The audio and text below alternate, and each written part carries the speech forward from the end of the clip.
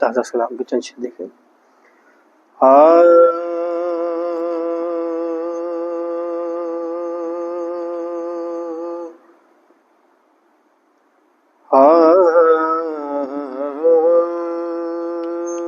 مجھے شوق بہت حق کی گدائی کا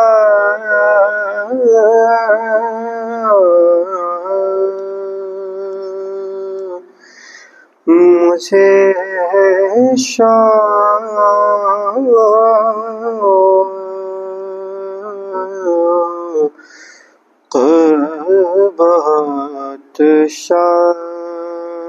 بہت حق کی گدائی کا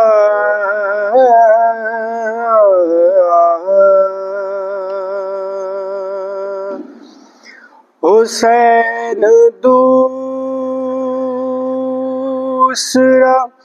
ایک نام ہے خدائی کا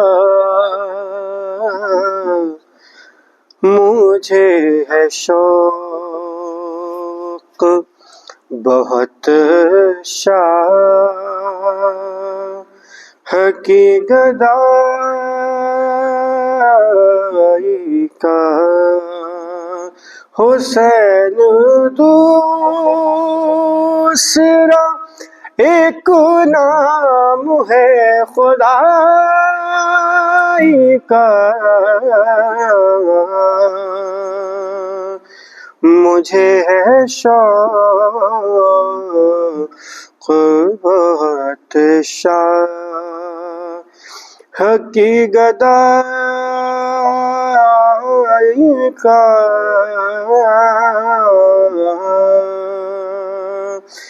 کنیز خالق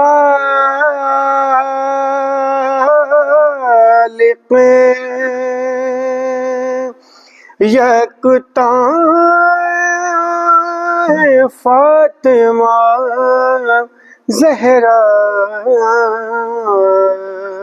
کنیز خالق یکتا ہے فاطمہ زہرا مقام دیکھیے زہرا کی پارسائی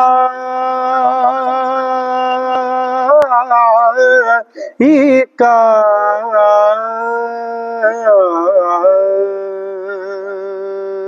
اور علی جو کعبے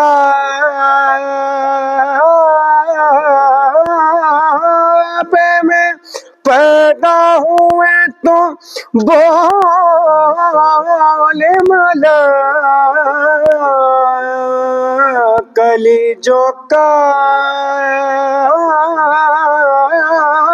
میں پیدا ہوئے تو بول ملک لو اہتمام ہوا گھر میں پھر صفائی کا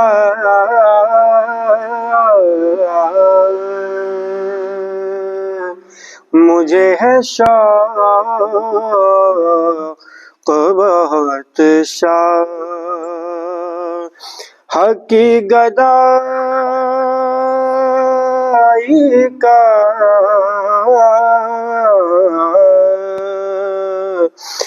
جو منہ کو پھیر لے غازی کا دیکھ کر پرچم جو منہ کو پھیر لے غازی کا دیکھ کر پرچم انہی سے ہو تا ہے ڈر ہم کو بے وفائی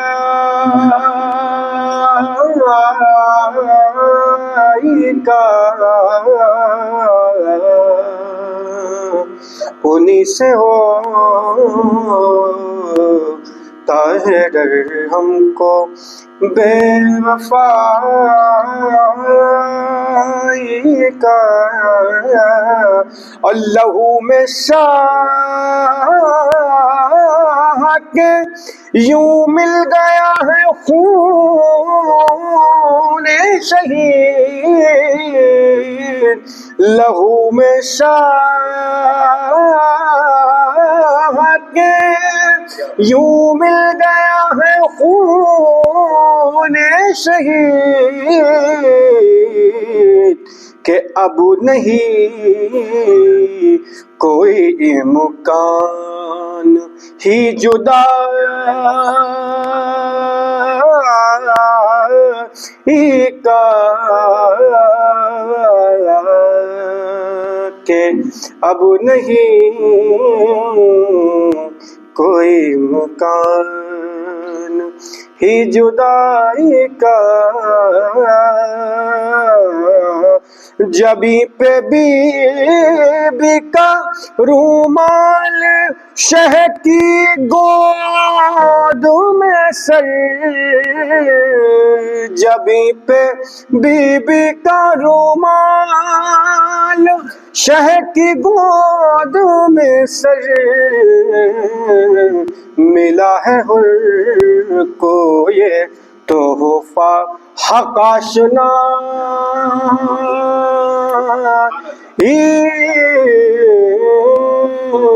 کا، ملا ہے حر کو یہ تحفہ حق آشنائی کا۔ جہاں حسین کی مرضی وہی جری کے قدم، جہاں حسین کی مرضی وہی جری کے قدم، ہمیشہ بھائی نے رکھا ہے پاسو بھائی کا، ہمیشہ بھائی نے رکھا ہے پاس بھائی کا۔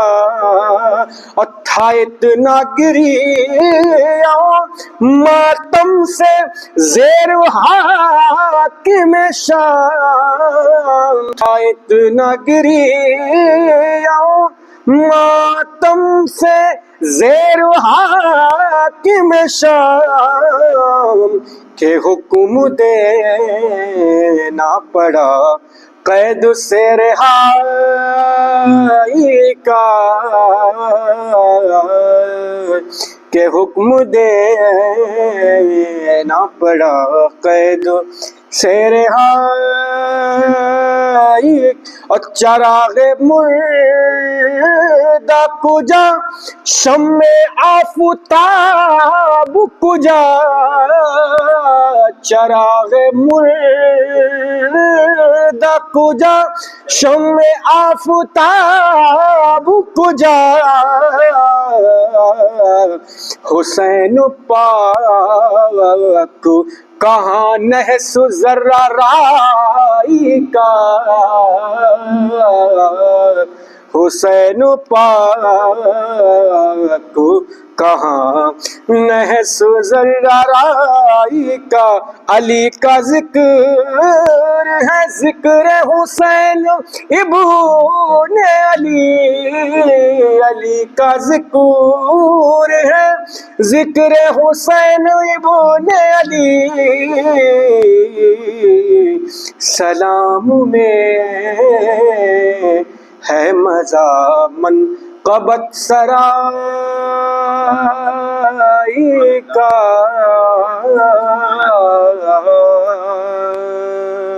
علی کا ذکر ہے ذکر حسین ابن علی، سلام میں ہے مضامن قبط سرائی کا مجھے ہے شوق بہت ایک نعرہ سلوات ارشاد کر دیں.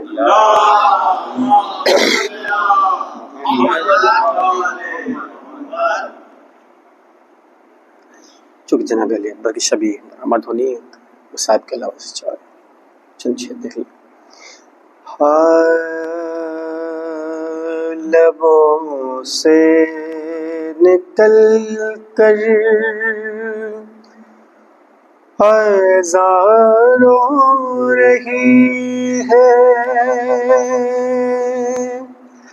مصلی پہ اکبر کی ماں رو رہی ہے. لبوں سے نکل کر آزاد ہو رہی ہے مصلی پہ اکبر کی ماں رو رہی ہے. ابھی تو گیا بھی نہیں رن اکبر ابھی دل ہے اکبر کا سینے کے اندر. ابھی تو گیا بھی نہیں رن اکبر ابھی دل ہے اکبر کا سینے کے اندر. مگر پھر بھی نو کے سینا رو رہی ہے مصلی پہ اکبر کی ماں رو رہی ہے. مدینے میں اکبر جہاں سے چلے ہیں زمین پہ قدم کے نشان وہ پڑے ہیں. مدینے میں اکبر جہاں سے چلے ہیں زمین پہ قدم کے نشان پڑے ہیں. بہن دیکھ کر کچھ نشان رو رہی ہے مصلی پہ اکبر کی ماں رو رہی ہے. اعزازوں کے پالے ذرا سا ٹھہر جا کہ زینب سجا دے تیرے سر پہ صحرا. اعزازوں کے پالے ذرا سا ٹھہر جا کہ زینب سجا دے تیرے سر پہ صحرا کہ تو محمد کی ماں رو رہی ہے مصلی پہ اکبر کی ماں رو رہی ہے نبی دیکھتے ہیں فلک سے یہ منظر صفوں میں کھڑے سب نمازی ہے مضطر نبی دیکھتے ہیں فلک سے یہ منظر صفوں میں کھڑے سب نمازی ہے مضطر امامت لیجے ہچکیاں رو رہی ہے مصلی پہ اکبر کی ماں رو رہی ہے وہاں پر مدینے میں روتی ہے صغرا یہاں پر سکینہ کے لبوں پر ہے نوحہ وہاں پر مدینے میں روتی ہے صغرا یہاں پر سکینہ کے لبوں پر ہے نوحہ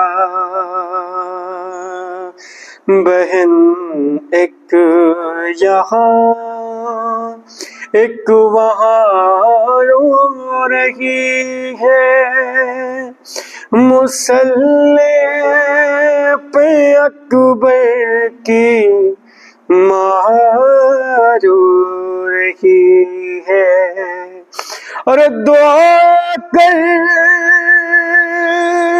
رہی ہے یہ کربل میں لیلا ناموتا اکبر کو میرے خدا را دعا کر رہی ہے یہ کربل میں لیلا نموتا اکبر کو میرے خدایا وہ لے لے کے بس ہچکیاں رو رہی ہے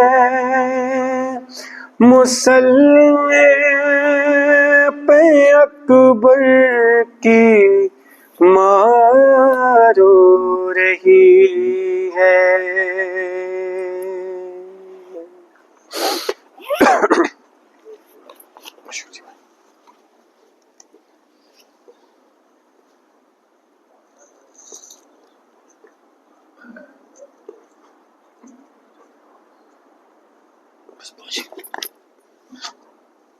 یہاں سے سو رہا ہوں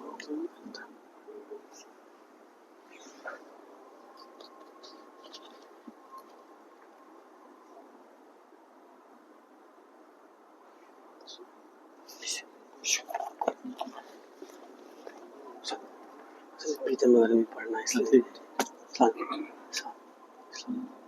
پریتم نگر میں پڑھنا ہے اس لیے ہاں ٹھیک ہے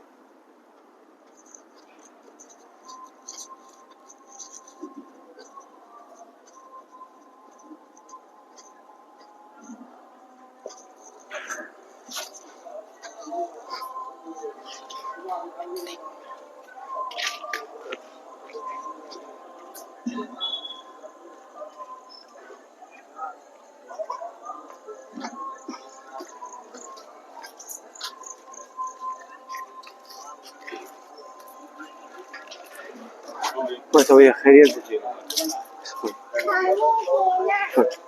اور ٹھیک ہے. اور بھائی ٹھیک ہے سر جی ہاں بھیا ٹھیک ہے اور ٹھیک ہے جی جی انشاء اللہ. اور کیسے آؤ؟ ارے آپ کو ویسا ٹائم اپنے چینج کر دیا ہے، ہر بار کیا چینج کر دیتے ہیں. ہاں سمجھ رہے ہیں، ایک فکس تاریخ رکھ لیجیے تو بہت اچھا رہے گا. اس بار کیا کہہ ارادہ ہے؟ ہم سوچ رہے ہیں اس بار سنڈے دن پکڑ لیں، بہت اچھا ہو جائے گا. سنڈے دن میں 1000% کم سے آ جائیں گے ہم لوگ. بس ٹھیک ہے تو بہت اچھا رہے گا. صحیح رہے گا، 1000 رہے گا، آرام سے آ جائیں گے ہم لوگ. گڈھے وڈے ہو گئے، بہت بری حالت ہے ادھر روڈ بن گئی. یہی کر لیجیے، بہت اچھا ہے، صحیح ہے، بیسٹ ہے بیسٹ. جی اس کو پیتم نگر پڑھنا اس لیے. ہاں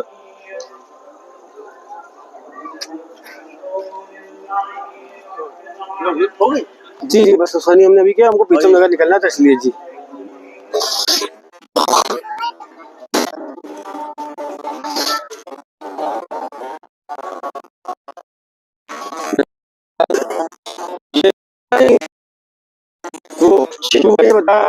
ہمیں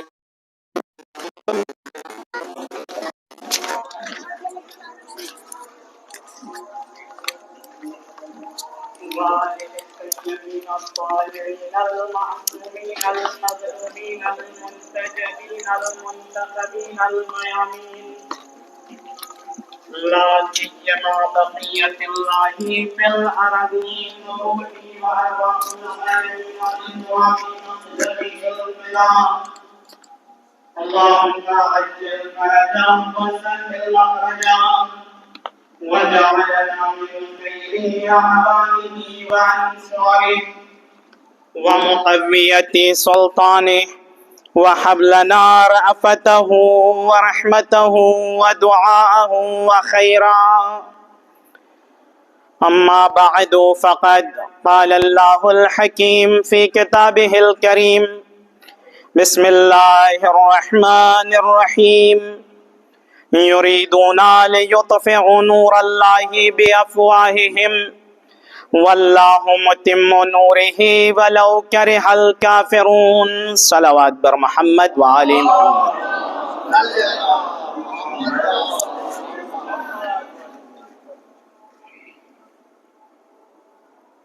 عزیزان محترم، برادران ایمانی، میرے معزز سامعین، عزاداران سرکار سید الشہداء اور شیعیان حیدر کرار امیر المؤمنین، مسلسل اس آیت کے ذیل میں اپنی معروضات آپ کی خدمت میں پیش کرنے کی کوشش کر رہا ہوں، اور ان چند دنوں میں کچھ ٹوٹے پھوٹے الفاظ معانی کے گلدستے میں اذہان عالیہ کے خدمت میں پیش کیا گیا، اور اسی ذیل میں آج کی بھی میری گفتگو ہے. ظاہر سی بات ہے کہ اب رفتہ رفتہ دھیرے دھیرے ہم اس شور حسینی سے نزدیک ہو رہے ہیں کہ جس نے دین اسلام کو بڑے ہی حسن و خوبی سے بھاور سے بچا کر کنارے لگا دیا. یعنی امام حسین کی ذات والا کے حوالے سے کچھ لب کشائی کی جسارت کی جا رہی ہے، اور ظاہر سی بات ہے کہ میں کیا کہہ رہا ہوں میں سمجھ رہا ہوں، اور میری خواہش بھی یہ ہے کہ میں جو کہہ رہا ہوں آپ بھی اس پر غور کریے. میں نے عرض کیا کہ ذات والائے سید الشہداء کے حوالے سے گفتگو ہو رہی ہے، لیکن سب سے پہلا مرحلہ اور جو بڑا مرحلہ ہے کہ ایک ذات کو وہ بیان کرتا ہے جو ذات پر احاطہ کر سکتا ہے۔ ظاہر سی بات ہے اگر میں اس مائک کے حوالے سے کچھ بات کرنا چاہوں، 10 منٹ بولنا چاہوں، تو مجھے پورے سسٹم کا پتہ ہونا چاہیے اس مائک کے، کہ اس تار کا کیا کام ہے، اس آلت کا کیا کام ہے، یہ سٹینڈ لگا ہے، یہ کس حوالے سے اس سے کام لیا جاتا ہے، کہاں وصل ہوتا ہے، کب قطع ہوتا ہے، کب اتصال دور ہو جاتا ہے، کب انفصال کی صورت آتی ہے، کیسے ایکو چالو کریں گے اور کس طریقے سے آواز کی جھنکار کو کم کریں گے، وغیرہ وغیرہ سارے سسٹم پر اگر میں مسلط ہوں تب میں مائک کے حوالے سے بات کر سکتا ہوں۔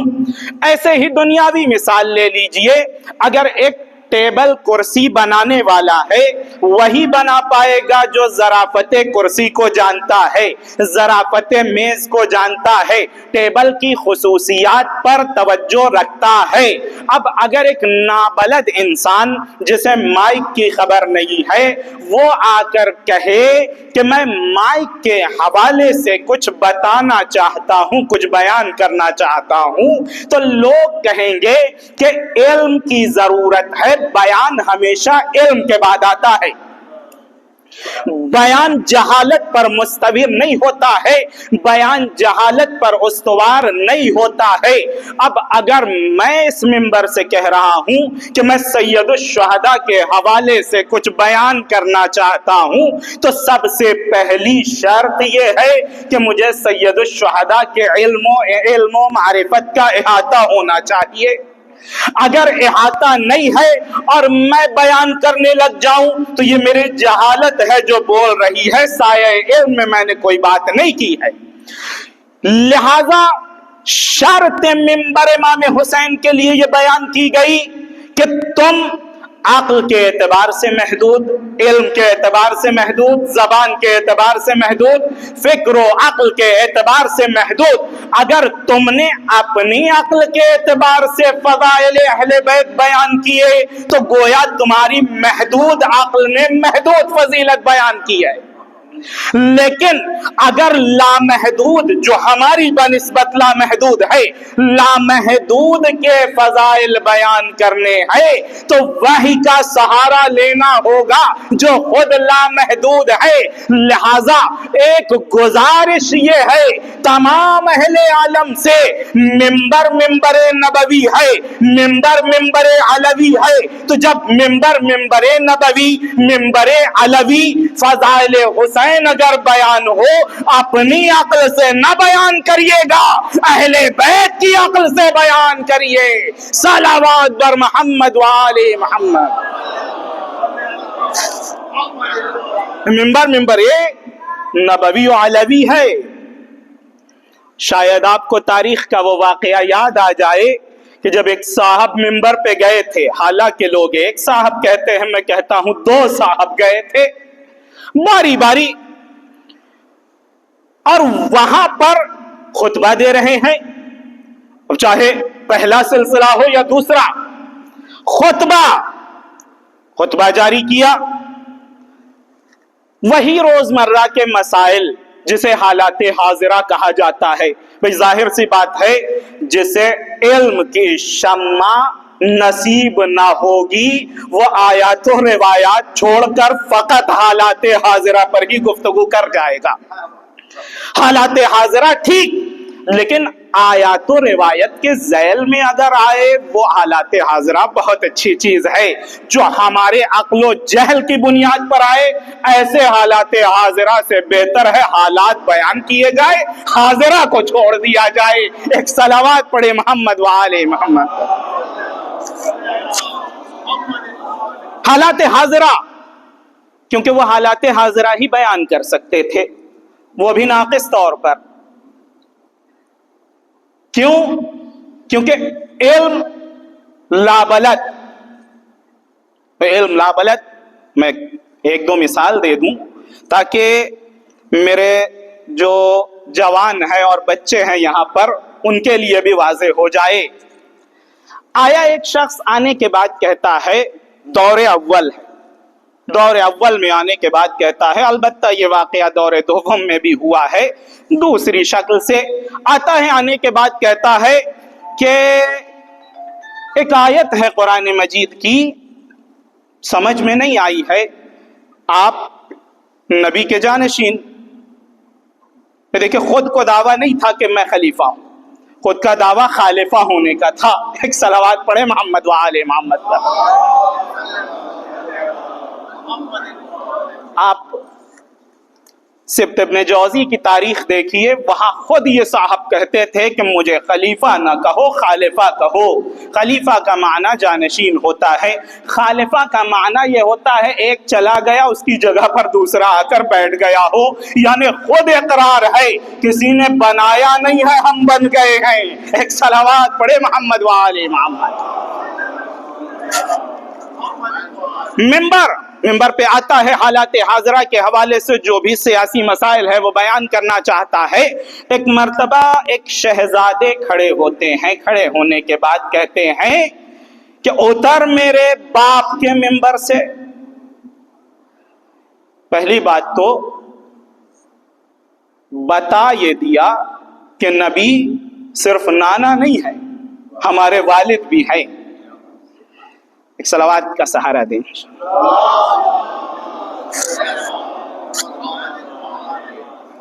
نبی صرف والد نہیں ہے ہمارے، نبی صرف نانا نہیں ہے، ہمارے والد بھی ہیں۔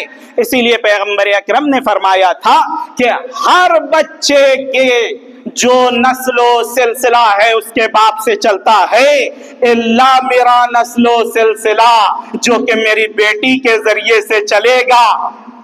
یہ نبوی ارشاد ہے، اور یہی وجہ ہے ایک مرتبہ ہارون بلاتا ہے امام موسیٰ کاظم علیہ السلام کو اور کہتا ہے کہ نبی کے چچا نبی سے زیادہ قریب یا نبی کے چچا کے بیٹے نبی سے زیادہ قریب؟ توجہ ہے یا نہیں؟ ہم اپنے عام معاشرے میں اگر کہیں کہ چچا کا بیٹا زیادہ نزدیک ہے چچا سے، توجہ ہے یا نہیں؟ یا خود چچا یعنی بھائی؟ آپ کا جواب جو بھی ہو، ہارون سے جب ہارون نے ساتویں امام سے کہا کہ زیادہ قریب کون، علی امیر المؤمنین جو چچا کے بیٹے ہیں، یا عباس جو خود چچا ہیں نبی کے، کون زیادہ قریب؟ ظاہر سی بات ہے، یہ ہارون کہہ رہا ہے، ظاہر سی بات ہے کہ چچا زیادہ نزدیک ہے چچا کے بیٹے سے، اور جب چچا زیادہ نزدیک ہے نبی سے تو پھر خلافت میں چچا کا حصہ ہونا چاہیے، چچا کے بیٹے کا حصہ نہیں ہونا چاہیے۔ میں زیادہ نزدیک بنی عباس، جناب عباس کی اولاد میں سے ہے۔ جناب عباس نبی کریم کے چچا کیا کہنا چاہتا ہے؟ کہنا چاہتا ہے امیر المؤمنین جو کہ چچا کے بیٹے ہیں، ان سے آپ دعویٰ کر رہے ہیں کہ علی خلیفہ، اس لیے ہم بھی جانشین، لیکن ہم یہ دعویٰ کرتے ہیں نبی کے چچا زیادہ قریب ہیں نبی سے۔ یہ 2 اور 2 4 والی بات ہے جو چھوٹے سے مسئلے سے بھی حل ہو سکتی تھی۔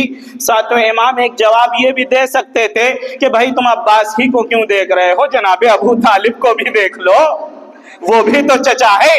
لیکن نہیں، یہ جواب نہیں دیا کیونکہ کچھ ان پڑھ امی جاہل مسلمان تھے، وہ کہہ دیتے کہ نہیں، مسلمان جناب عباس تھے اور جناب ابو طالب نہیں تھے۔ مزاجوں کو جانتے تھے امام موسیٰ بن جعفر، اس لیے اس جواب کو ہٹا کر ایک ایسا دندان شکن جواب دیا ہے کہ پھر ہارون کچھ کہہ نہیں سکا۔ کہا ٹھیک۔ تھوڑی دیر گزری، امام موسیٰ نے کہا کہ یہ بتا، اگر آج نبی آ جائیں اور تجھ سے تیری بیٹی سے شادی کا مطالبہ کرے، تو اپنی بیٹی دے گا یا نہیں؟ ہارون مچل گیا، کہتا ہے میرے لیے فخر کی بات ہے، اس سے بڑی بات اور کیا ہو سکتی ہے کہ پیغمبر آئیں اور میں انہیں اپنی بیٹی دوں، یعنی میرے داماد پیغمبر بن جائے، یہ قیامت تک کے لیے میرے لیے افتخار ہو جائے گا۔ ساتویں امام نے فرمایا لیکن اگر نبی آئے اور مجھ سے میری بیٹی مانگے تو میں نہیں دوں گا، کیونکہ پیغمبر پر بیٹی حرام ہے، اس لیے کہ ہم پیغمبر کی نسل سے ہے۔ جواب دے دیا کہ دیکھو جہاں رشتہ جڑ جائے، تعلق جڑ جائے، شادی جائز ہو جائے، وہ دور ہوا کرتا ہے، جہاں محرمیت کا معاملہ آئے وہ نزدیک ہے۔ ہم نبی کے محرم ہے، تم محرم رسول نہیں ہو۔ ایک صلوات پڑھے محمد وآل محمد۔ بس منبر پر آیا، آنے کے بعد کچھ بیان کرنا چاہتا ہے، ایک مرتبہ آواز آئی انزل عن مجلس ابی، میرے باپ کی جگہ سے اترو۔ آواز کس کی ہے؟ امام حسن مجتبی علیہ السلام کی۔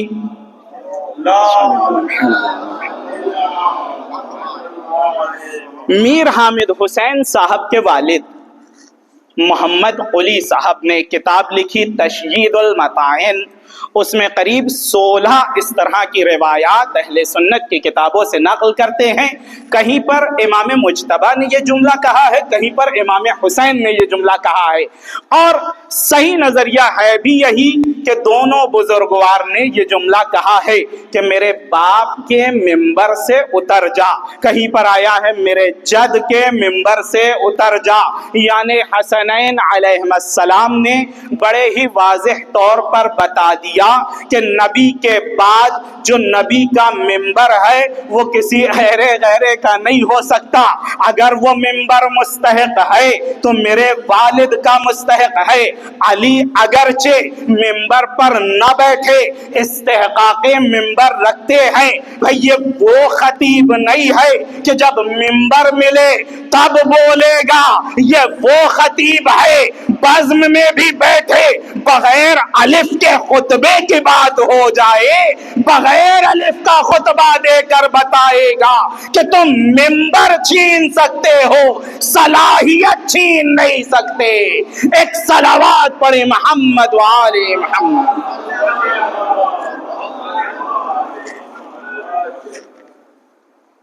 آیت، یہ آیت یریدون لیطفئوا نور اللہ بافواہہم، میری گفتگو کا محور یہ ہے کہ کیا امام حسین علیہ السلام سے کوئی ایک برائی کسی نے دیکھی تھی؟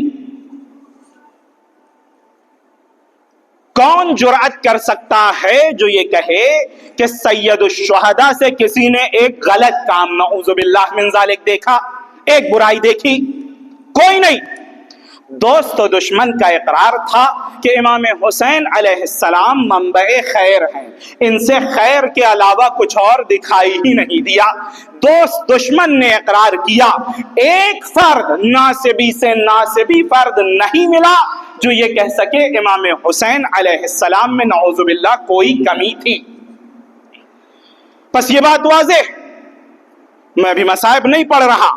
سید الشہداء کے دفن کا جب واقعہ پیش آیا، امام زین العابدین علیہ السلام آئے، آنے کے بعد جب غسل دے رہے تھے بعض لوگوں نے پشت سید الشہداء، جب دفن کر رہے تھے بعض لوگوں نے پشت سید الشہداء پر دیکھا کچھ نشان ہے جو تلوار کے نشان نہیں ہے، نیزے کے نشان نہیں ہے۔ امام زین العابدین سے پوچھا کہ یہ کیا نشان ہے، یہ کیسے نشان ہے؟ حضرت نے فرمایا کہ یہ وہی بندہ ہے جسے ان لوگوں نے شہید کیا جو راتوں میں اپنے کاندھے پر بوریاں اناج کی اٹھا کر غریبوں میں تقسیم کیا کرتا تھا۔ بس اہل خیر تھے، امام حسین کے اہل خیر ہونے میں کسی کو شک و شبہ نہیں ہے۔ جب اہل خیر تھے تو ولی خدا اکیلے کیوں رہ گئے؟ امام حسین تک و تنہا کیوں رہ گئے؟ بھئی ہمارا ترہ یہ ہے کہ جو اچھا ہوتا ہے ہم کہتے ہیں اس کا ساتھ دینا چاہیے، برے سے دور رہنا ہے۔ لیکن سید الشہداء میں کون ایک برائی دکھا سکتا ہے؟ ایک مکروہ کام کوئی دکھائے امام حسین میں؟ کسی میں جرأت نہیں ہے کہ وہ یہ کہہ سکے کہ امام حسین میں ایک مکروہ کام ہمیں دکھا۔ ہاں، جرأت ایک بندہ کر سکتا ہے کہ جس کی ماں نے حلال زادگی میں جرأت کی ہوگی، وہ جرأت کرے گا، ورنہ حلال زادہ نہیں کہہ سکتا کہ سید الشہداء میں ایک کمی ملی۔ پھر ولی خدا تنہا کیوں رہ گئے؟ عرب آتا ہے، عربی آتا ہے شہر مدینہ میں، شہر مدینہ میں آنے کے بعد کہتا ہے کہ کریم کی تلاش ہے۔ کوئی کریم کا ایڈریس بتا دے۔ سخی اور ہوتا ہے، کریم اور ہوتا ہے۔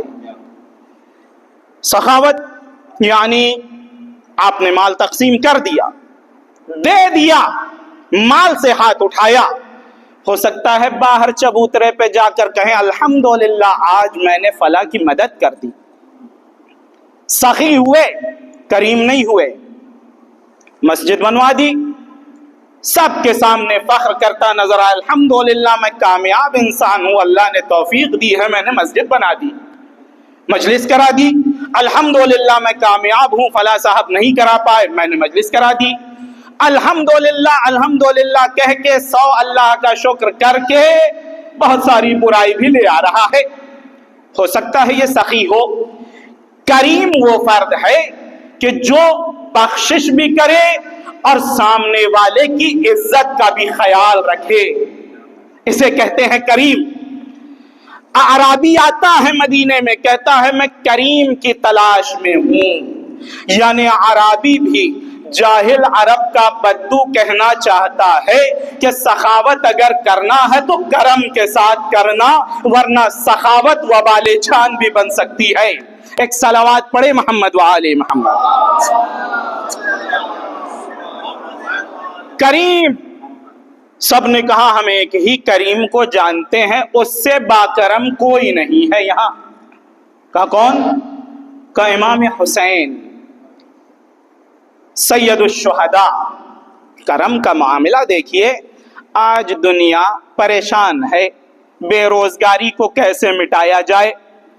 آئیے ایک درس امام حسین سے بھی لے لیتے ہیں کہ بے روزگاری کو کیسے مٹایا جائے۔ منہ چلانے سے بے روزگاری نہیں مٹے گی، افسوس کرنے سے بے روزگاری نہیں مٹے گی، 4 لوگوں کی غیبت کرنے سے بے روزگاری نہیں مٹے گی، کوشش کرنے سے بے روزگاری مٹے گی۔ جا رہے تھے، دیکھا مدینے کے کچھ فقیر فقراء روٹی لے کر آئے تھے کہیں سے، جن کے پاس کھانے کو نہیں تھا، وہ کچھ کھانا چاہ رہے تھے، روٹی وغیرہ۔ اب ظاہر سی بات ہے، 2 ادھر سے 2 ادھر سے 4 ادھر سے مل کر اکٹھا کھانا کھانا چاہ رہے تھے۔ ہو سکتا ہے کسی کو کوئی دوسری نعمت ملی ہو، کسی کو ایک نعمت ملی ہو، مل کر، یعنی جاب سسٹم۔ صلوات پڑھے محمد وآل محمد۔ بیٹھے، دیکھا سید الشہداء جا رہے ہیں، جیسے ہی جا رہے تھے حضرت نے دیکھا کچھ کھا رہے ہیں، کہا مہمان نہیں چاہیے؟ مولا آپ، اس سے بڑھ کر اور کیا شرف ہوگا؟ حضرت نے اپنی عبا اتاری، عبا کو بچھایا، کہا اس پر بیٹھو، عبا پر بیٹھ گئے۔ کہ اخلاق کتنا ضروری ہے۔ ہم 24 گھنٹہ چلاتے رہیں اور اخلاق نہ ہو، یقین جان لیجئے 1% ہماری بات کا اثر نہیں ہونے والا۔ امام حسین نے بیٹھایا، خود بھی بیٹھے، اس کے بعد فرمایا کہ دیکھو میں نے تمہاری دعوت کو قبول کیا، اب تمہارا بھی فریضہ بنتا ہے میری دعوت کو قبول کرو۔ کہا جی مولا کیسی دعوت؟ کہا کل میرے گھر سب تشریف لے آؤ۔ اس سے بڑی خوشی، بھئی ظاہر سی بات ہے امام زمانہ آئے ہمیں اور آپ کو کہیں کل آپ کی دعوت ہے، دل میں کیا ہوگا؟ خوشی کا ٹھکانہ ہوگا؟ نہیں، سید الشہداء کہہ رہے ہیں کہ کل تمہاری میرے گھر دعوت ہے، تمہیں تسلیم کرنا ہے۔ انہوں نے بھی کہا سمعن و طاعہ. دوسرے روز پہنچے. سید الشہداء نے ایک تفصیلی کھانا کھلایا.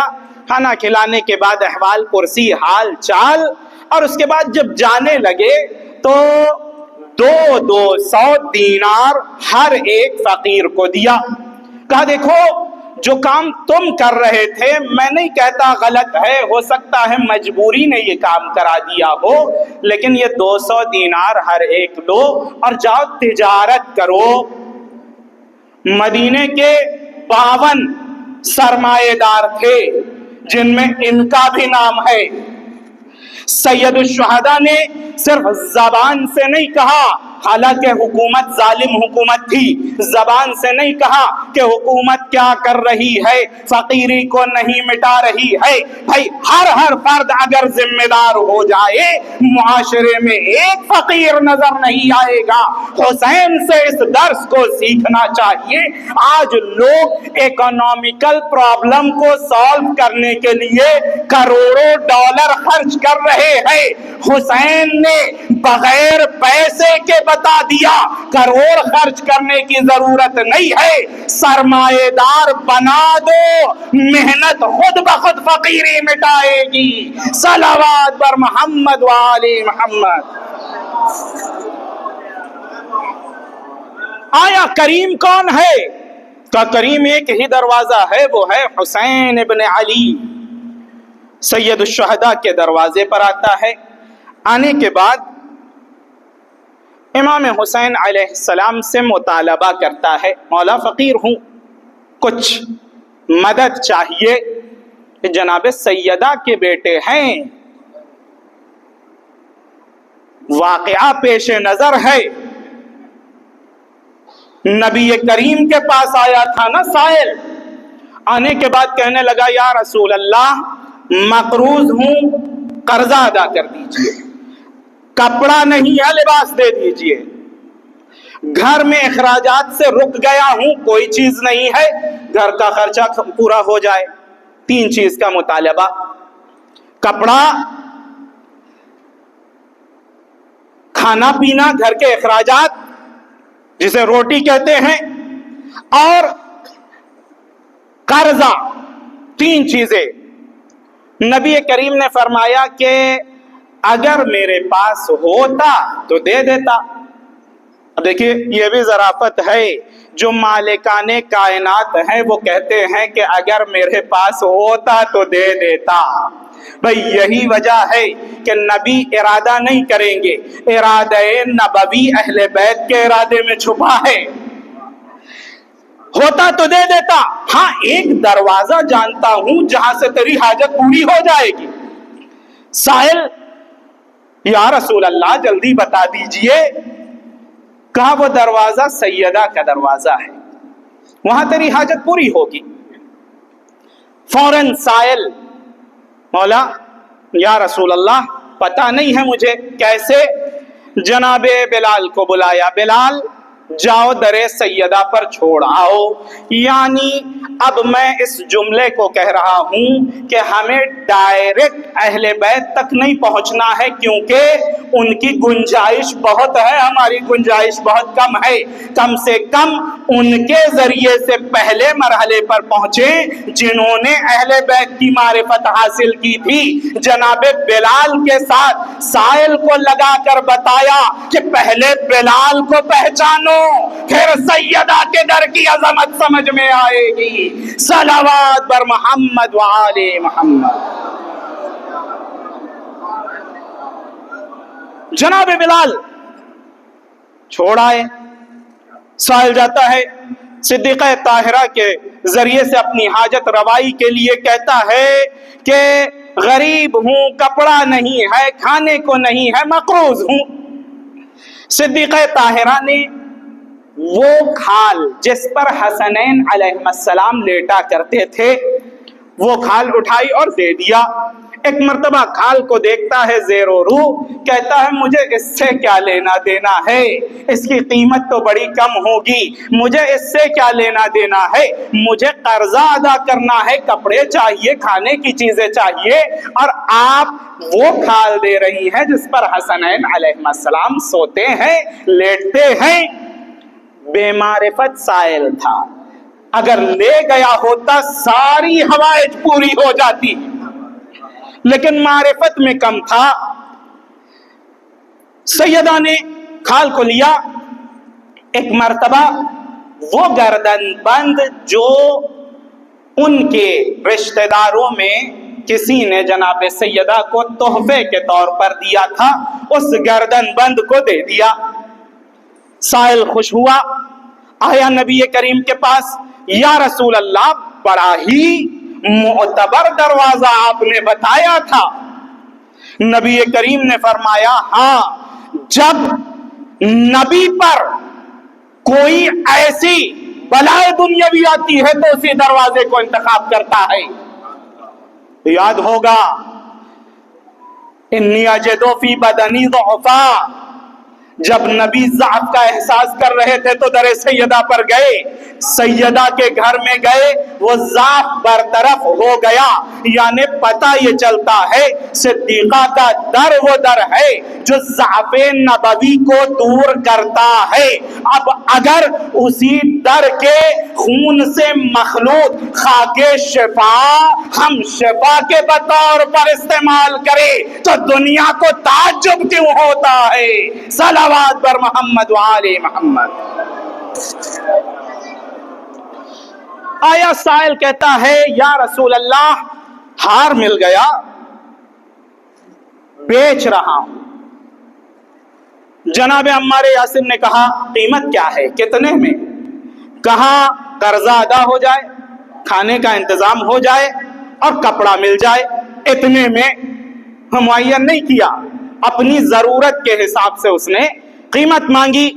جناب عمار یاسر نے کہا ٹھیک، 3 برد یمانی دیتا ہوں، 2 پیرہن دیتا ہوں، لباس کی حاجت پوری، 2000 درہم دیتا ہوں، تیرا قرضہ ادا، 500 الگ سے دینار دیتا ہوں، تیرے گھر کا خرچہ پورا ہو جائے گا۔ ہو گیا یا نہیں؟ ادا اس نے بھی ہار صدیقہ کا دے دیا جناب عمار یاسر کو، اور مال و متاع لینے کے بعد چلا گیا۔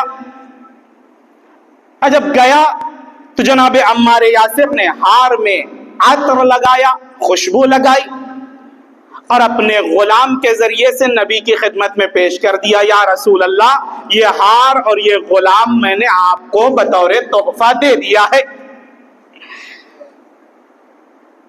نبی کریم نے اس غلام کے ذریعے سے ہار بھجوا دیا، کہا میں نے یہ ہار، یہ غلام ہدیہ کر دیا جناب زہرا کو۔ صدیقہ طاہرہ کے پاس یہ غلام چلا ہار لے کر، اب در سیدہ پر پہنچا۔ صدیقہ طاہرہ نے کہا کیا ہوا؟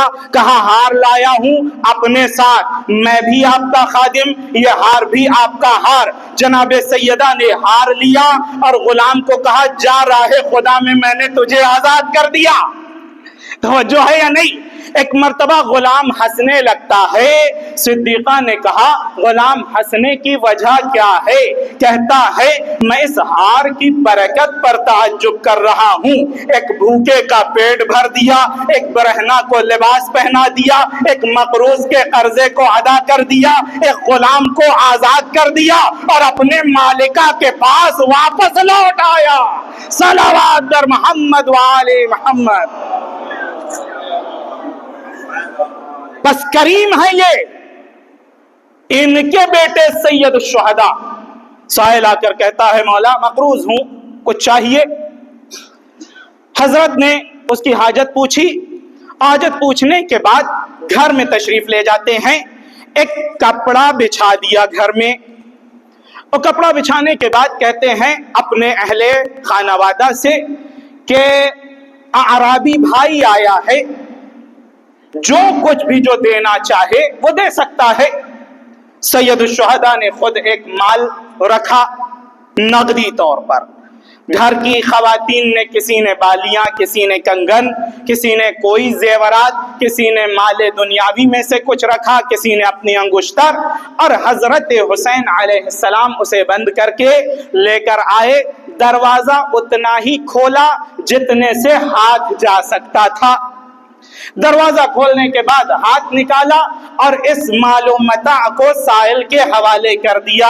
ایک مرتبہ سائل نے جیسے ہی دیکھا، ایک شعر کہا ہے سائل نے، لن یخبل آنا من حرک.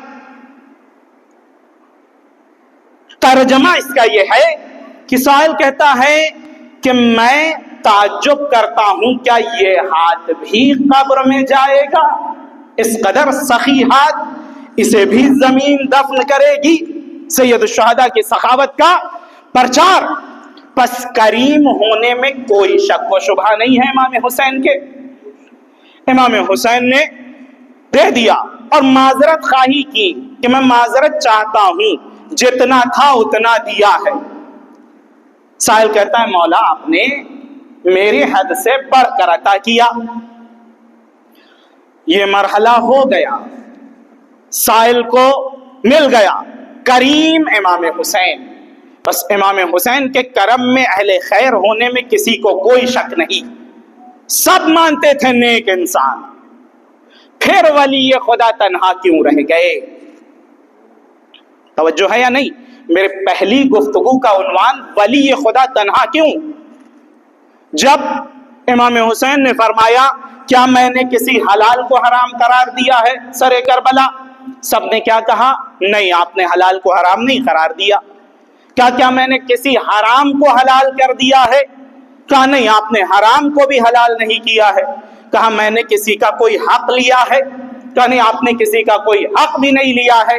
کہا پھر کیوں مجھے شہید کرنا چاہتے ہو؟ تین طرح کے لوگ تھے. کچھ خاموش رہ گئے، کچھ نہ بولے، کچھ نے کہا کیا کہہ رہے ہیں ہمیں نہیں سمجھ میں آ رہا ہے. تیسرا طائفہ وہ تھا نہ بغضاً لابیک، آپ کے والد کے بغض میں آپ کو شہید کرنا چاہ رہے ہیں. یہ تین طائفہ تھا کہ جناب زینب سلام اللہ علیہا نے خیمے میں پوچھا تھا کہ یہ کیوں یہ بات کہہ رہے ہیں کہ مجھے آپ کی بات سمجھ میں نہیں آ رہی ہے. جانتے ہیں سید الشہداء نے کیا کہا؟ کہا کیونکہ ان کے شکم حرام سے بھرے ہوئے ہیں، اس لیے حجت خدا کی بات نہیں سمجھ میں آئے گی. پتہ یہ چلتا ہے زندگی میں جس کے شکم میں حرام لقمہ گیا ہے وہی اہل بیت کی باتوں سے گریز کرے گا. ایک صلوات پڑھے محمد وآل محمد. بس اہل بیت اس مجمع میں بھی امام حسین پر یہ کوئی اعتراض نہیں کر سکا کہ نعوذ باللہ آپ نے کسی کا ایک حق لے لیا ہے. اچھا، امام حسین نے یہ بھی بتا دیا کہ میں نے حلال کو حرام کیا ہے. سب نے کہا نہیں. یعنی ایک معیار بتا دیا کہ اسی کو قتل کیا جائے جس نے کسی حلال کو حرام قرار دے دیا ہو. اب جائیے مسلم و بخاری کی روایت کو دیکھ لیجئے. کون صاحب تھے جو ممبروں سے کہا کرتے تھے دو چیزیں نبی کے دور میں حلال تھی میں حرام قرار دیتا ہوں؟ سید الشہداء نے بتا دیا جو حلال کو حرام قرار دے اس کا قتل واجب ہونا چاہیے، نہ کہ ممبر اسے دے دیا جائے. صلوات پر محمد وآل محمد. امام حسین اہل خیر پھر تنہا کیوں رہ گئے؟ اگر میں ساری وجوہات کو ایک فقرے میں جمع کر دوں تو وجہ تعلقات دنیاوی ہے. جو دنیا سے اپنا تعلق نہ چھڑا سکا اس نے سید الشہداء کو تک و تنہا چھوڑ دیا. اب میں یہیں پر رک کر ایک بات کہتا ہوں. کیوں جناب زہیر نے جیسے ہی امام حسین کے پاس گئے اور واپس آنے کے بعد کہا میرا مال فلاں کو، زوجہ آزاد، غلام آزاد، گھر فلاں کے نام وغیرہ وغیرہ رکھ لیتے. جناب زہیر درس دے رہے ہیں کہ دیکھو جو اپنے پیچھے والا پل نہ توڑ سکا ہے وہ حسین کا ساتھی نہیں ہو سکتا۔ جناب زہیر نے اپنا سب کچھ ختم کر دیا کہ واپس لوٹنے کا کوئی راستہ ہی باقی نہ رہ جائے۔ واپس کیوں لوٹتا ہے؟ بہت اچھا مکان ہے، حویلی بنوائی ہے، اگر میں مر گیا تو اس میں کون رہے گا؟ اتنا مال پوری زندگی سروس کر کے جمع کیا ہے، اگر مجھے کچھ ہو جائے گا تو میرا مال تو لٹ جائے گا۔ یہ تعلق جو دنیا کا ہے، جس نے تعلق کو کاٹنے میں جس نے کامیابی حاصل نہیں کی وہ سید الشہداء کے ساتھ نہیں آ سکے۔ عبید اللہ ابن حر جعفی ایک فرد ہے، جب سید الشہداء نے خیمہ ایک جگہ لگایا تو دیکھا یہ خیمہ لگا ہوا ہے، کہا یہ کس کا خیمہ؟ کہا عبید اللہ ابن حر جعفی کا خیمہ ہے۔ سید الشہداء نے پہلے مرحلے پر اسے بلوایا، نہیں آیا۔ جانتے ہیں کیا کہا؟ کہتا ہے کہ کوفے سے اسی لیے نکلا ہوں تاکہ حسین سے روبرو نہ ہو سکوں، کہیں بلا لیا تو جانا پڑے گا۔ سید الشہداء کے بلانے پر نہیں گیا، حضرت خود بنفس نفیس اس کے خیمے میں آئے۔ آنے کے بعد ایک جملہ کہا، اور عبید اللہ تمہارے چہرے پر گناہ کے بڑے آثار دیکھ رہا ہوں، معاف نہیں کروانا ہے؟ جسور انسان تھا، کہا کھل کر بات کریے، کہا میرا ساتھ دے رہے ہو یا نہیں؟ کہا نہ، کوفے سے اسی لیے نکلا ہوں تاکہ آپ کا ساتھ نہ دوں، ہاں تلوار میری بڑی تیز ہے وہ آپ کو دے دوں گا، گھوڑا تیز و تراز ہے وہ آپ کو دے دوں گا، میرا گھوڑا لے لیجئے، میری تلوار لے لیجئے، کام آئے گی۔ کسے تلوار دے رہا ہے؟ مالک ذوالفقار کو۔ کا گھوڑا لے لیجئے، تلوار؟ حضرت نے کہا مجھے نہ تلوار کی ضرورت ہے نہ گھوڑے کی ضرورت ہے، تم آ رہے ہو؟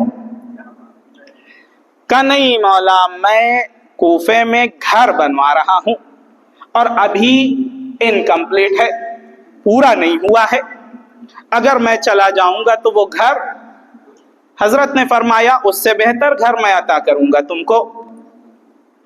کہا نہ، وہی گھر چاہیے، بہتر نہیں چاہیے۔ سید الشہداء نے بیان کیا اور آخرکار اس نے کہا نہ بیوی بچے ہیں میرے، میں نہیں آتا۔ یہاں پر امام حسین نے کچھ نہیں کہا۔ یہ دیکھیے، پل نہیں توڑ پایا تھا، تعلقات بیت اہل بیت سے دور کر رہا ہے۔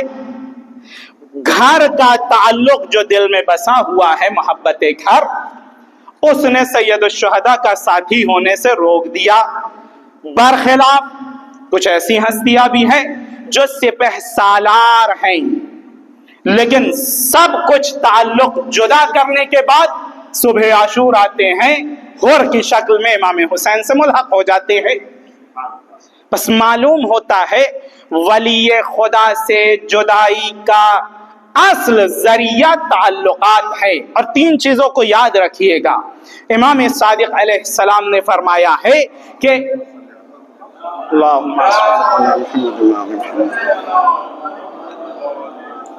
عبداللہ ابن ابی یعفور نے کہا مولا سب آپ کے فضل کو جانتے ہیں، پھر آپ سے جدا کیوں ہیں؟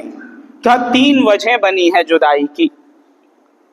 ہمارے استاد کہا کرتے تھے ایک گناہ بھی ولی خدا سے دور کرنے کا سبب بن جائے گا، تین شرطوں کے ساتھ، ورنہ تاریخ میں، طول تاریخ میں بہت سے ایسے تھے، ان کا جرم ایک تھا۔ شیطان کا آپ بتائیے جرم کتنا تھا؟ 6000 سال میں 2 رکعت نماز 6 گھنٹے میں کوئی پڑھ پایا ہے؟ میں تراویح کی بات نہیں کر رہا ہوں، ایک صلوات پڑھے محمد و آلہ میں۔ 6 گھنٹے میں 2 رکعت نہیں، چلیے مان لیجیے 4 رکعت کس نے پڑھا ہے؟ نہیں ہو پائی ہے۔ 6000 سال میں 2 رکعت نماز اسی حضرت شیطان نے پڑھا یا نہیں؟ کیا کیا غلطیاں تھیں اس کی تھوڑا گنائیے۔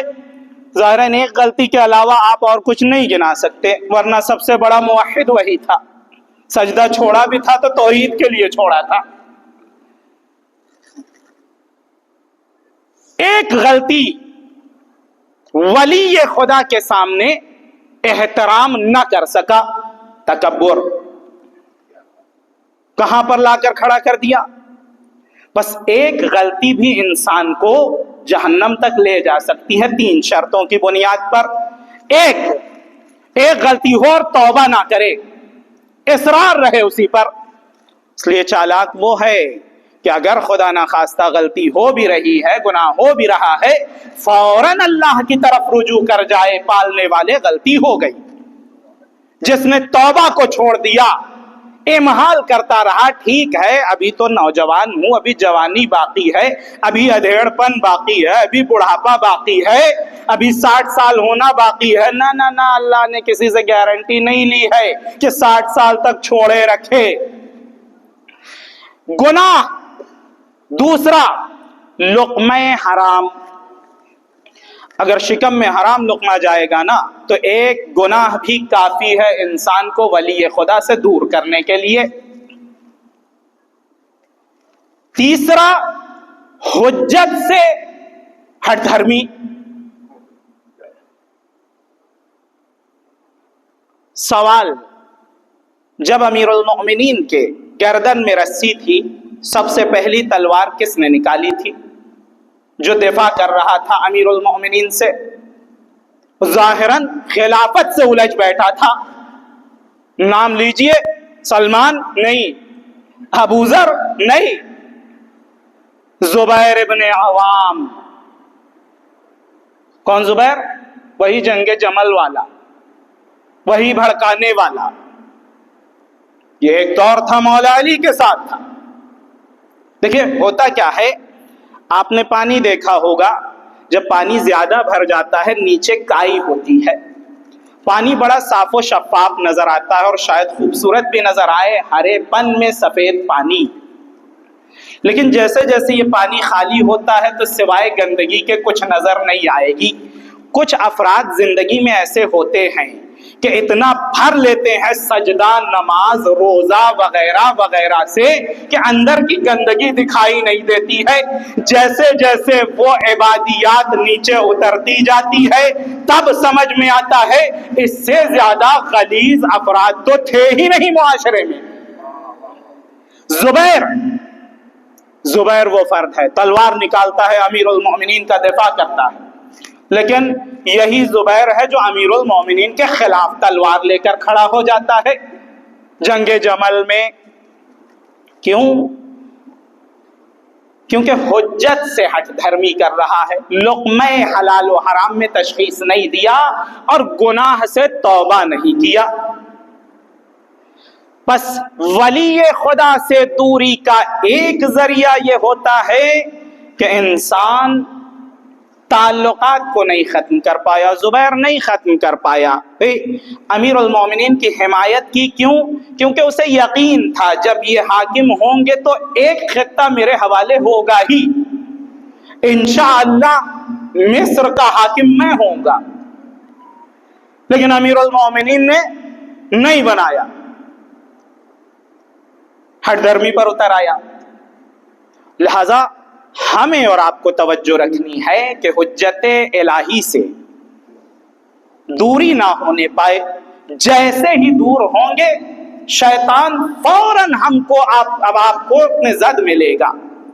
لہذا اصل ولایت اتنی مضبوط ہونی چاہیے کہ ہر جگہ کمزور اگر نظر آ بھی رہا ہے، اصل ولایت میں اتنا مضبوط ہو جائے کہ وہ کمزوری نظر نہ آئے۔ اصل ولایت یہ ہے۔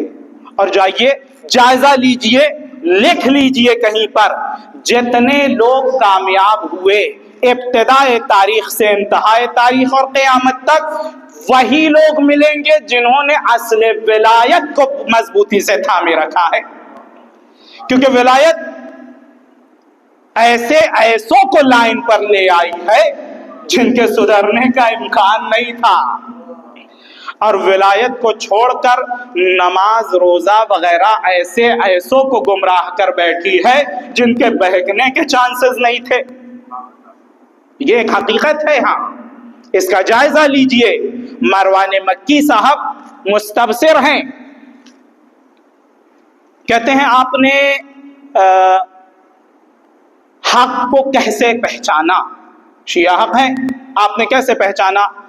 کہا جب میں یہاں نہیں آیا تھا تو بڑی نمازیں پڑھتا تھا ماشاء اللہ، رات بھر پیروں میں ورم پڑ جائے وغیرہ وغیرہ، یہ سنت نماز، وہ نفل نماز، وہ فرض نماز، وہ مثلا فلاں نماز، مبتدعہ نافلہ، مسوتہ نافلہ، اس کے بعد زوالیہ نافلہ وغیرہ وغیرہ، یہ سب جو نام ماشاء اللہ رٹے ہوئے ہیں۔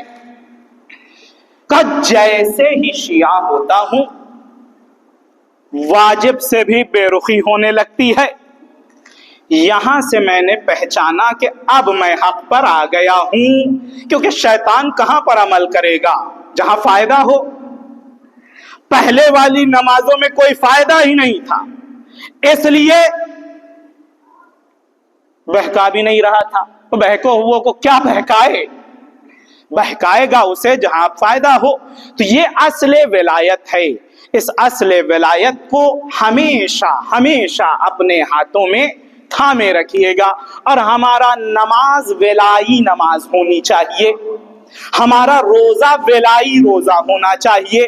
ہمیں روزے کے ذیل میں امیر المؤمنین کو نہیں دیکھنا ہے، ہمیں امیر المؤمنین کے ذیل میں روزے کو دیکھنا ہے، حج کو دیکھنا ہے۔ یہ اصل ولایت ہے۔ بہرحال کربلا سیمبل ہے، کربلا علامت ہے اصل ولایت کی۔ آپ زیارت عاشورہ کا اگر خلاصہ کریں 2 جملے میں کیا نظر آئے گا؟ زیارت عاشورہ بس 2 چیزیں ہیں اس میں، یا سلام ہے یا لعنت ہے، اس کے علاوہ تو اور کچھ نہیں ہے نا زیارت عاشورہ میں۔ یا السلام علیکہ یا ابا عبداللہ وغیرہ وغیرہ، یا اللہم لعن، سلام یا لعنت۔ دوسرے لفظ میں کہہ دوں یا تولا ہے یا تبرہ ہے، اور تو کوئی شے نہیں ہے زیارت عاشورہ میں، اور کتنا ثواب لکھا گیا ہے وغیرہ وغیرہ۔ میں ابھی 5 مراحل زیارت عاشورہ کے نہیں بیان کر رہا، لیکن تولا اور تبرہ زیارت عاشورہ کا درس ہے۔ یہ چھوٹنے نہ پائے، یہ چھوٹا تو کچھ نہیں بچے گا، یہ محفوظ رہ گیا، انشاءاللہ اگر کچھ چھوٹ بھی گیا ہے وہ پلٹ آئے گا۔ سید الشہداء کربلا میں اصل ولایت کو لے کر آئے تھے۔ ایک درس تولا اور تبرہ ہے کربلا کا، اور جسے بڑی ہی مضبوطی سے انجام دیا۔ رجس کیا پڑھتے تھے بعض، جب ایک نے آ کے کہا کہ آؤ میں فلاں کا شیعہ ہوں، تو یہاں سے ایک فرد آتا ہے کہتا ہے میرے مقابلے میں آؤ میں علی کا شیعہ ہوں۔ معلوم ہوتا ہے شیعہ امام حسین کے ساتھ تھے، ادھر بھی تھے شیعہ، لیکن کس کے وہ جا کر معلوم کریے گا۔ سید الشہداء اصل ولایت عزیزوں، امام حسین علیہ السلام کن کن گلاب کو نہیں لائے تھے کربلا میں؟ مدینے کا ایک واقعہ ہے، ظاہر سی بات ہے کہ شبیہ تابوت برآمد ہونی ہے۔ مدینے کا ایک واقعہ ہے، امام حسین علیہ السلام مسجد النبی میں تشریف فرما ہے۔ ایک یہودی آتا ہے، یہودی آنے کے بعد خزینۃ الجواہر میں یہ واقعہ نقل ہے۔ ایک یہودی آتا ہے، آنے کے بعد کہتا ہے مسلمان ہونا چاہتا ہوں۔ تمام لوگوں نے کہا اگر مسلمان ہونا ہے تو مسجد النبی میں چلتے ہیں، وہاں پر ایک فرد ہے جو گھرانہ رسول سے ہے، وہ تمہیں مسلمان کر دیں گے۔ ایک مرتبہ یہودی آتا ہے، سید الشہداء کے روبرو بیٹھ جاتا ہے۔ جب روبرو بیٹھتا ہے تو ایک مرتبہ ہم امام حسین علیہ السلام کلمات کی تلقین کرتے ہیں، اسے دین سے آشنا کرتے ہیں، اور وہ مسلمان ہو جاتا ہے۔ ایک مرتبہ امام حسین کی گود پر نظر جاتی جاتی ہے دیکھتا ہے کہ ایک پھول سا بچہ ہے جو سید الشہداء کی گود میں بیٹھا ہوا ہے۔ ایک مرتبہ یہودی کہتا ہے مولا اگر اجازت ہو کیا میں اس بچے کو گود لے سکتا ہوں، اسے اپنی گود میں لے سکتا ہوں؟ امام حسین نے کہا صد بسم اللہ۔ ایک مرتبہ یہودی آگے بڑھا، اس بچے کو گود میں اٹھاتا ہے، پیار کرتا ہے، پیار کرنے کے بعد بچے کو امام حسین کی گود میں لوٹا دیتا ہے۔ سید الشہداء نے کہا اے یہودی کیا ہوا؟ کہا مولا اتنا پیارا بچہ ہے، دلکش بچہ ہے، میں نے نبی کو 2 مرتبہ اپنی زندگی میں دیکھا ہے، اس بچے کا چہرہ ہو بہو نبی کریم جیسا ہے، مولا کتنا خوبصورت کتنا شبیہ رسول بچہ ہے، اس لیے گود میں لے کر کھلانے کی حاجت ہوئی، میں نے گود میں لے لیا۔ امام حسین نے فرمایا اے یہودی بھائی بتا ایک سوال کرتا ہوں، اگر تیرا ایسا بچہ ہوتا اور اس کے پیر میں کانٹا چبھ جاتا تو تو کیا کرتا؟ کہا مولا میں تڑپ جاتا، مولا میری جان نکل جاتی۔ ارے امام حسین نے کہا اے یہودی بھائی یہی بچہ ہے کربلا کا میدان، جگر میں برچھی، میں وہ برچھی کھینچ رہا ہوں گا۔ اجرکم علی اللہ، اللہ آپ کو کوئی غم نہ دے سوائے غم اہل بیت کے۔ ہاں عزیزو جناب علی اکبر تھے، وہ کم سن شہزادہ جناب علی اکبر تھے۔ اب ذرا سوچئے پہلی دفعہ دیکھا ہے اس یہودی نے، لیکن اس قدر محبت دل میں جا کر گئی کہ یہودی کہتا ہے کانٹا چبھنے پر میں تڑپ جاؤں گا، اس حسین کا کیا عالم ہوگا جو اکبر کو رخصت کر رہے ہوں گے اور کہہ رہے ہوں گے اے اشقیاء تم نے میری نسل پر رحم نہیں کیا، اللہ تمہاری نسلوں پر رحم نہ کرے۔ اجرکم علی اللہ، اللہ آپ کو کوئی غم نہ دے سوائے غم اہل بیت کے۔ ایک خطیب ایک ذاکر کربلا میں رہا کرتا تھا جو شب جمعہ امام حسین کی ذریح کے پاس آ کر ذریح کو پکڑتا اور پکڑنے کے بعد جناب علی اکبر کے مصائب پڑھا کرتا تھا۔ شب جمعہ معمول تھا مصائب پڑھتا گھر چلا جاتا، مصائب پڑھتا گھر چلا جاتا۔ ایک وقت ایسا بھی آیا ایک شب جمعہ اس نے جناب علی اکبر کے مصائب پڑھے، گھر چلا گیا، سو جاتا ہے، عالم خواب میں سید الشہداء کو دیکھتا ہے، اور سید الشہداء جب آتے ہیں کہتے ہیں اے ذاکر تو ہمارے پاس حاضری دینے آتا ہے لیکن ایک گزارش تجھ سے کرنی ہے۔ کہا مولا آپ حکم فرمائیے، گزارش نہیں ہے آپ کا حکم نافذ ہے۔ کہا اے ذاکر جب تو ذریح پر آیا کر تو علی اکبر کے مصائب نہ پڑھا کر۔ اے ذاکر علی اکبر کے مصائب نہ پڑھا کر۔ ذاکر تڑپ جاتا ہے مولا کیا کوئی خطا ہو گئی ہے؟ کیا اس حق کو بھی آپ مجھ سے سلب کرنا چاہتے ہیں؟ کیا میں اس لائق نہیں ہوں آپ کے فرزند علی اکبر کے مصائب پڑھوں؟ مولا فرماتے ہیں ذاکر ایسی بات نہیں ہے، لیکن یہ یاد رکھ